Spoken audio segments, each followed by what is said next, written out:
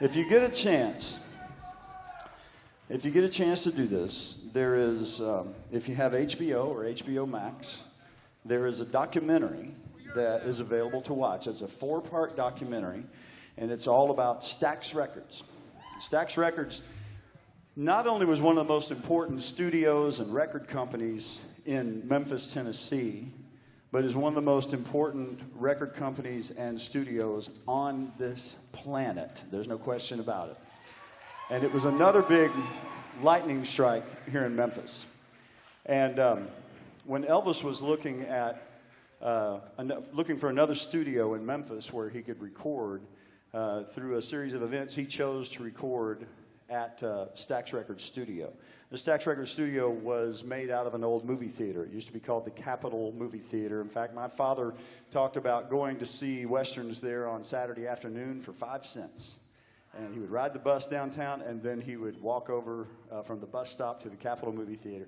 Eventually, that became a recording studio. Now, one of the architects, not only of this studio and of that record company, but also one of the architects of R&B in general. He's in the Songwriter Hall of Fame, and Rolling Stone magazine lists him as one of the 100 most best and most important songwriters in the world. You know, that's Rolling Stone magazine telling you that. And he's here with us tonight to talk a little bit about Elvis Presley recording at Stax Records. And so we're thrilled to have with us tonight the soul man himself, who wrote so many of those great hits that were recorded on Stax and others. He's a songwriter, producer, and a philanthropist. We're thrilled to have him here. Please make welcome Mr. David Porter.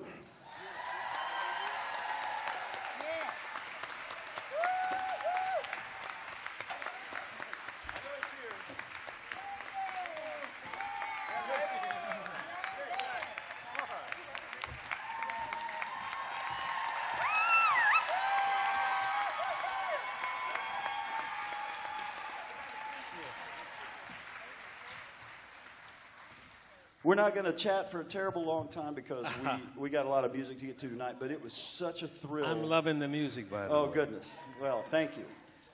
We're just playing the music that Elvis created, and with all of the great musicians that are guest stars tonight and the songwriters and all. But, David, what an honor to have you here. You're rock and roll and R&B royalty. You're one of the greatest in music there's ever been, and everybody here knows it. Thank you for being here.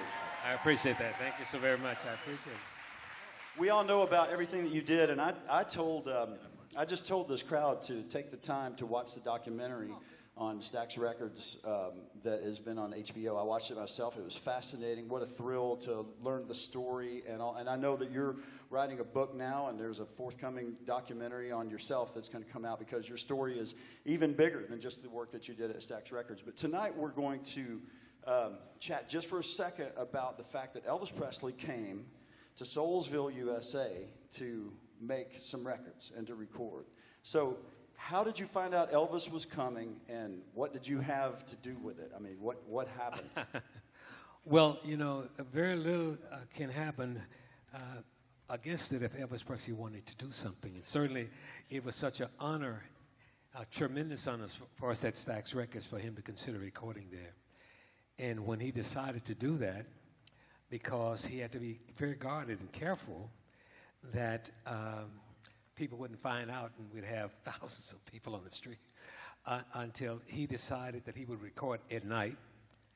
So he would come up about 1 a.m. in the morning. And when he would come into the room, by the way, I was producing his background singers, the Sweet Inspirations, at that time.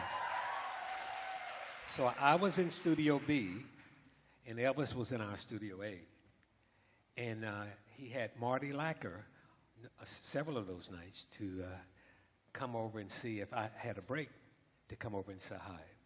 So I not only had the great honor of having him in our studios, but also interacting with many people may or may not know that Elvis invited Isaac Hayes and I to come and jam with him at the Club Manhattan Club many, many years ago. So he knew us, and we certainly knew him. And so it was a great, great honor to not only to know that he was recording at the Stax Studios, but the fact that he had the great gift to us to give us his presence. And he would come up, there would be a semi-truck that would come and park in the back of the studios about midnight at night. And that truck would park, they would have a snake, long wire going into the studio.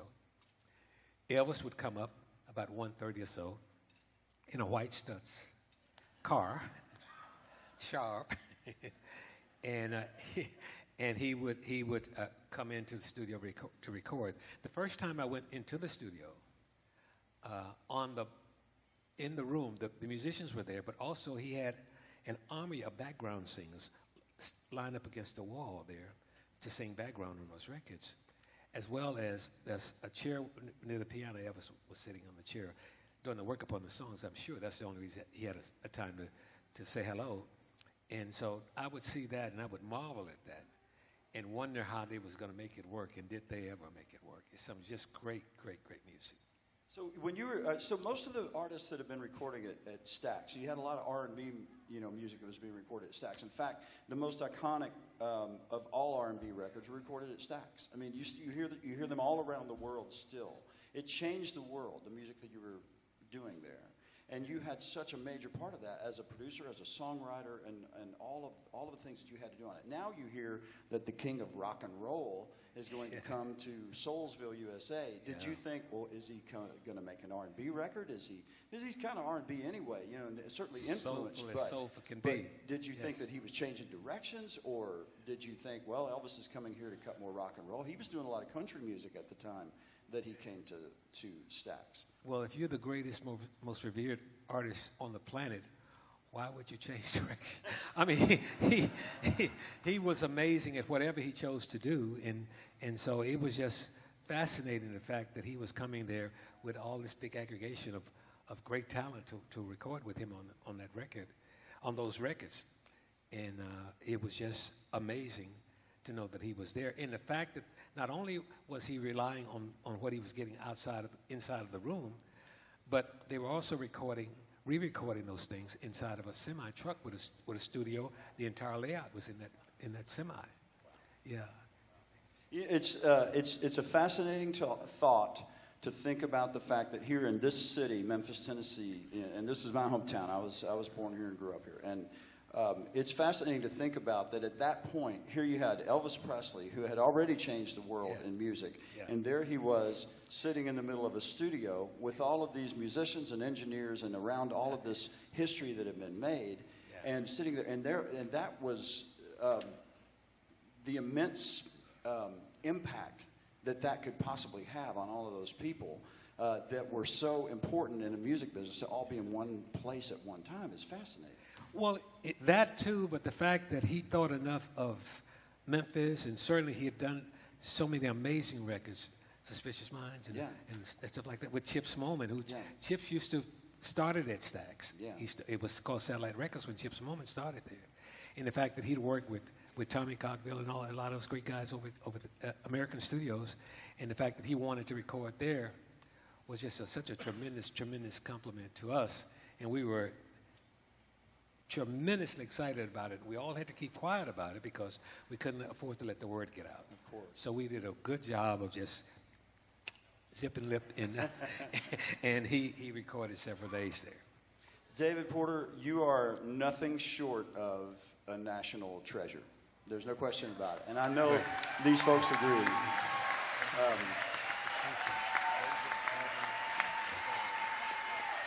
The music that you have had your hands in over the years and that you're still working on, and the influence that you've had on so many people and the impact that you've had on the music business and the world is immeasurable. And we're just thrilled that you would come by tonight and talk about when you got to see Elvis at Stax there and when you all guys could be together like that. It's just amazing. Thank you so much for coming by tonight. Ladies and gentlemen, Mr. David Porter.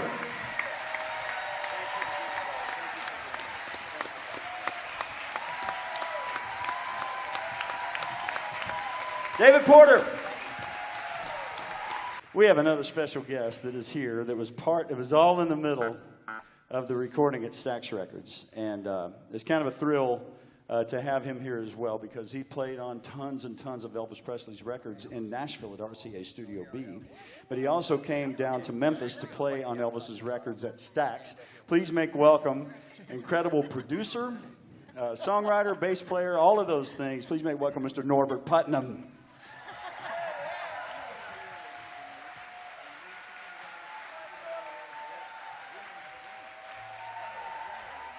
Hey, can you bring me that handheld that David had? I want to give that to Norbert for a second. We can't have that. Hey, here we go. Here we go. Hey, Norb. I was gonna just like get you to Norbert Putnam, everybody. Were any of you here a few years ago when David Briggs used to come down here with me? Well, David's not feeling well, so I can't attack him like I used to, and he can't attack me back. You remember that? Oh, I used to sit here in the middle of it and try to mediate. It's like being up here with the Odd Couple. Well. Anyway, I'm happy to be here. I had my birthday the other day. Okay. Now, I'm not trying to get you to feel sorry for me, but I just had my 41st birthday. Yeah. For the 41st time. So, if I make a few mistakes tonight, don't hold me to it, okay? So, Norbert, you came down to record with Elvis at Stax. And how many, you had played on a bunch of sides in Nashville when at RC Studio B. Yeah. But when you came down to record at Stax, how many songs did you play on down here? Do you recall? Oh, we didn't have the first time I recorded with him in Nashville in 5 nights, we did 37 songs. Yeah. The guy was a quick study. He could learn a song in 5 minutes. And he never heard half it. So when we come down here, it's going to be easy. We only have to do 18 songs in 5 nights. Well, we had a lot of downtime, just sitting around talking. But I want to tell you about Mr. Presley. He was the easiest artist I ever worked with. A lot of times, and he was a quick study. He could learn a song in 5 or 10 minutes. We're writing out little shorthand charts so we can play it without making a mistake, right? And Elvis would turn around. He would rehearse the song 3 times with a demo.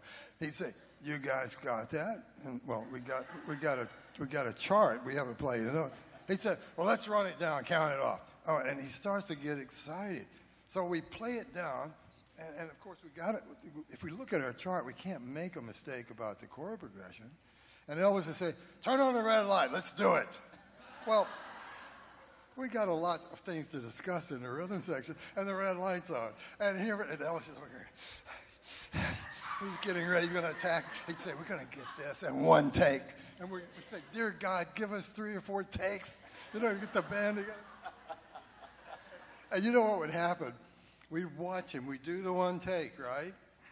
And we watch Elvis. He goes in the control room to listen back. And while he's doing that, we're making little changes in the rhythm section, but we're watching him. Okay, he listened all the way through. Oh, my God, he's playing it again. He may keep it. Whoa, now what are we going to do? So we came up with this little deal.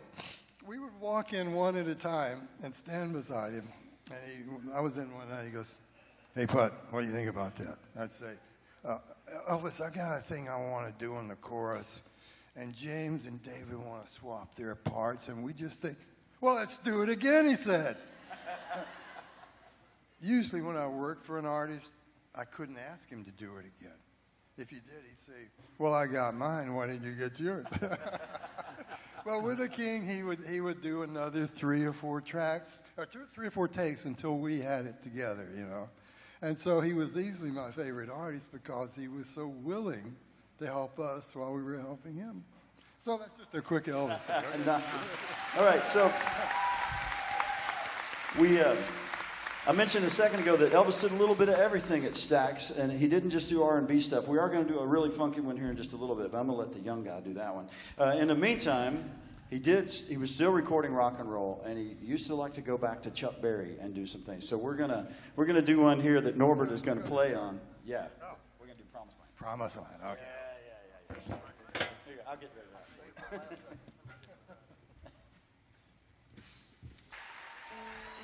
Chat for just a second. Ladies and gentlemen, before I chat with Glenn for a second, what about Terry Mike Jeffrey on vocals on that song?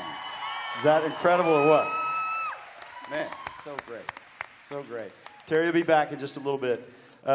Glenn D. Harden, goodness gracious. Okay, so we know your history. We know a lot about the work that you did with Elvis and all, but we're now shifting gears from the music that was recorded at Stax Records, and we're going across the street here to Elvis's house, where they put a mobile truck and they began recording in what became known as the Jungle Room. You were there for the first few days, okay? So, but I understand that for the first few days you were there and you really didn't do much. As I remember, I hardly worked at all. But when I did, it was spectacular.